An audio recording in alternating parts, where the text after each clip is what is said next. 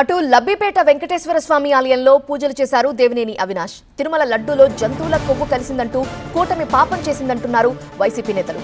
CM Chandrababu Naidu, deputy CM Pawan Kalyan హిందువులకు క్షమాపణలు చెప్పాలన్నారు అవినాష్.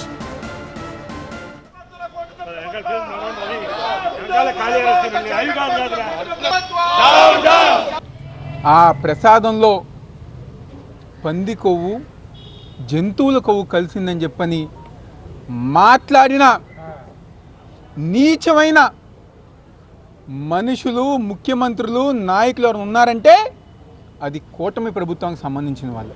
ఇచ్చిన రిపోర్ట్కి నారా చంద్రబాబు నాయుడు కానివ్వండి, పవన్ కళ్యాణ్ కానివ్వండి, వాళ్ళ మంత్రులు కానివ్వండి, వాళ్ళ తెలుగుదేశం పార్టీ కూటమి ప్రభుత్వం సంబంధించిన నాయకులు కానివ్వండి, రోడ్డు మేరకు వచ్చి క్షమాపణ చెప్పాలని చెప్పి ఈరోజు వైఎస్ఆర్ కాంగ్రెస్ పార్టీ తరఫున మేము అందరం గారు డిమాండ్ చేస్తున్నాం.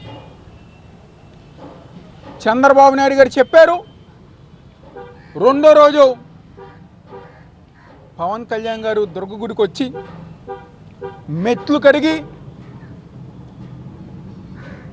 జరగంది జరిగినట్టుగా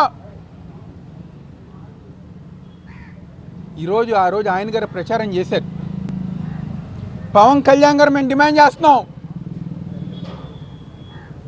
మీకు నిజంగా హిందుత్వం మీద నమ్మకం ఉంటే, ప్రేమ ఉంటే, మీరు చేసిన తప్పుకి, మీరు మాట్లాడిన తప్పులకి మళ్ళీ అదే దుర్గగుడి దగ్గరికి వచ్చి మెట్లు కడిగి ఆంధ్రప్రదేశ్ రాష్ట్రానికి ప్రజల యొక్క మనోభావాలు దెబ్బతీసినందుకు మీరు క్షమాపణ చెప్పాలని చెప్పి ఈరోజు వైఎస్ఆర్ కాంగ్రెస్ పార్టీ మేము అందరం డిమాండ్ చేస్తాం.